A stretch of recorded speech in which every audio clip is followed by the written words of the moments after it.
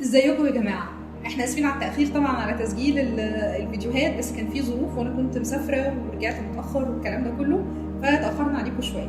بس النهارده هنعمل توقعات برج الثور، ويلا نقول لاصحاب برج الثور بشرات حلوه وجميله. نبتديها الاول بانه اول حاجه هتحصل معاك ان الزهره خلاص من يوم 29 ابريل بقت موجوده عندك، اتنقلت من برج الحمل وبقت موجوده عندك انت يا ثور. وده طبعا بيت الزهره، يعني برج الثور هو اصلا بيت كوكب الزهره. كوكب الزهره هو كوكب الجمال وكوكب الحظوظ، فتخيل ان ده موجود عندك. زائد ان كوكب المشتري لسه موجود عندك لغايه يوم 24/5. وكمان عندك الزهره على فكره مش هتطلع من عندك قبل 23/5 برضه، فانت برضه عندك هنا تجميعه كويسه جدا للكواكب. يعني انت عندك توليفه حلوه قوي موجوده عندك يا برج الثور. الشمس موجوده عندك من تاريخ 20 ابريل تقريبا، وهتفضل موجوده عندك لغايه تاريخ 20 مايو. فبرضه انت كده عندك لغايه دلوقتي شمس ومشتري والزهره، دي كواكب سعد. بلوتو زي ما هو طبعا، هو ونبتون لسه موجودين زي ما هم في برج الحوت، مش هيتحركوا دلوقتي، اللي قاعدين معانا شويه سنه قدام لسه. وعندنا الدلو لازال موجود في برج بلوتو، لسه موجود في الدلو زي ما هو، ما اتحركش برضه، بس الحمد لله هو مش عامل معاك معاكسه هنا، لانه انت عندك توليفه زي ما قلنا كده، توليفه كواكب محظوظه كويسه موجوده عندك. زائد انه كمان هيكون في المريخ هو بس اللي بيعكسك شويه، وهقول لك هيعكسك في ايه. برج الثور الشهر ده هيكون موجود في برج الحمل اللي هو بيتك ال 12، وهقول لك ده بيعكسك في ايه، ومعاكسه بسيطه ايه ممكن يعمله كوكب المريخ قصاد بقيه الابراج او قصاد التوليفه بتاعت الكواكب اللي احنا قلنا عليها دي كلها اللي موجوده عندك يا ثور. بص يا ثور، الشهر ده من الاشهر السعيده جدا جدا عندك. ليه بقى؟ اولا انت كله موجود في بيتك الاول، بيت الشخصيه، بيت تكوينك انت، بيت صحتك النفسيه، بيت الاخبار الحلوه جدا جدا جدا اللي انت تقدر تستناها من اول تاريخ 20 مايو. عندك خبر حلو يخص قبض فلوس. انا عارفه ان احنا كلنا بنستنى الاخبار اللي تخص الفلوس. انت عندك قبض فلوس يا برج الثور من بعد 20/5. عد معايا كده، لانه الشمس والمشتري كمان هيتنقل من عندك تاريخ 24/5، تاريخ 25/5 بالظبط هيكون موجود في برج الجوزاء. النقله دي هيكون موجود في بيت مالك.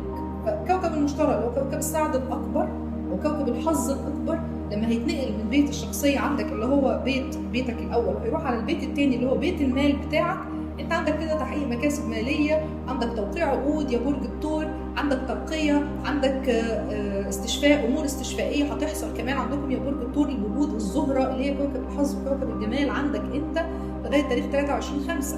فانت عندك كل التوليفه دي تخليك ان انت من ملوك الابراج السنه دي. انا عندي الشهر ده 3 ابراج هيكونوا من ال3 ايه؟ انا كل الابراج على فكره عندها حظوظ الشهر ده، تخيلوا كل الابراج بلا استثناء، كله الشهر ده المشتري هيديلهم كلهم حظوظ. لو ما ادالكش في النص الاول من الشهر هيديلك في النص الثاني من الشهر. فانت في كل الاحوال انت عندك حظوظ، كل الابراج هتستنى الحظوظ دي. بس انت طبعا يا برج الثور انت الملك، انت الملك على المستوى الاول اول 3 اسابيع، والملك على المستوى الرابع اللي هو رابع اسبوع. فانت فعلا زي ما بنقول كده امبراطور الابراج الشهر ده. عندك كمان كاريزما حلوه قوي للرجاله، وجمال غريب للستات. يعني الستات هيحسوا حتى بجمالهم، هتبقوا حاسين ان انتوا عندكم سطوع، عندكم لمعه، قادرين تظهروا قدام الناس كلها. الناس كلها شايفاكم بحلاوتكم، شايفين جمالكم، شايفين رونقكم، شياكتكم. منين ما هتخشوا انتوا لافتين الانظار اليكم. انت كمان عندك تحسن في حالاتك الروحانيه، عندك روحانيات عاليه جدا جدا يا برج الثور الفتره دي. الحاجه الوحيده اللي انا بحذرك منها الشهر ده هو طبعا وجود المريخ. ما تصعدش الخلافات، ما تكبرش المشاكل. عندك امور قضائيه حاول تلمها يا برج الثور، عندك مشكله بتحصل، عصبيه بتحصل، نرفزه بتحصل، حاول تلمها بسرعه يا برج الثور، لانها هتتفاقم منها وهتكبر.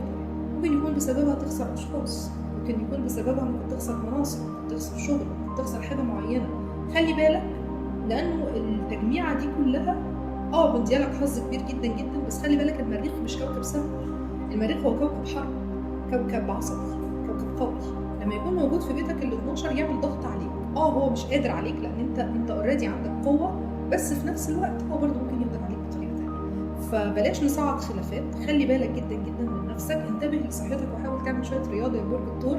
انا شايفاك ان انت متعرض شويه للسمنه الفتره اللي فاتت، وشايفه ان انتوا بتاكلوا بشراهه. حاولوا ان انتوا تركزوا بس في نوعيه المأكولات اللي انتوا بتاكلوها، وحاولوا، ده على فكره لينا كلنا، احنا كل الابراج تقريبا وكل الناس طالعه من من رمضان ومن العيد، زايد 2 كيلو زايد 3 كيلو، انا زايده 6 كيلو، فيعني كل واحد بقى وزيادته يعني، فكل واحد عنده زياده محترمه.